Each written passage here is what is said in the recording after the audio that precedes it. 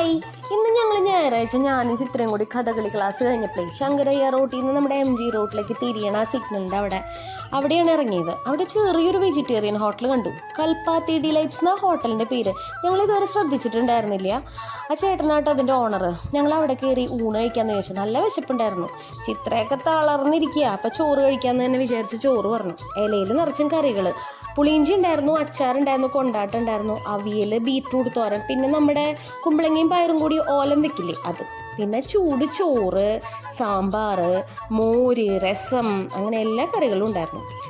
നല്ല ഹോംലി ആയിട്ടുള്ള നല്ല ടേസ്റ്റ് ആയിരുന്നു കേട്ടോ. നല്ല ചോറ്. 100 രൂപ അവർ ഒരു ചോറിനുള്ളത്. പക്ഷെ നല്ല റീസണബിൾ ആയിരുന്നു. ചിത്രയ്ക്ക് നല്ല ഇഷ്ടമായി. മോരൊന്നും കഴിഞ്ഞത് ഞങ്ങൾക്ക് ഓർമ്മയില്ല. പിന്നെ പാലട ആയിരുന്നു, പായസം ഉണ്ടായിരുന്നു, അതും ഉണ്ടായിരുന്നു. നല്ല ടേസ്റ്റ് ആയിരുന്നു. എനിക്ക് ഈ പാലടയൊക്കെ ഇലയിൽ ഒഴിച്ച് കഴിക്കാനാണ് ഇഷ്ടം. അതിപ്പോൾ എവിടെ പോയാലും ഞാൻ ആരെയും നോക്കാറില്ല, നേരെ ഇലയിലേക്ക് ഒഴിച്ച് ഇങ്ങനെ കുഴച്ച് കഴിക്കും. അതും നമ്മുടെ ഫേവറേറ്റ് പാലട പായസം. നല്ല ടേസ്റ്റ് ഉണ്ടായിരുന്നു കേട്ടോ പാലട. പിന്നെ ദേ ചിത്രയുടെ ഒരു ടിപ്പ് ഉണ്ടായിരുന്നു. ഊണ് കഴിഞ്ഞിട്ട് ഇല നമുക്ക് ഫേസ് ചെയ്ത് മടക്കി കഴിഞ്ഞാൽ ഏറെ താമസിയാതെ നല്ല ഫുഡ് കിട്ടുന്ന പറഞ്ഞത്. നമുക്ക് നോക്കാം അല്ലേ?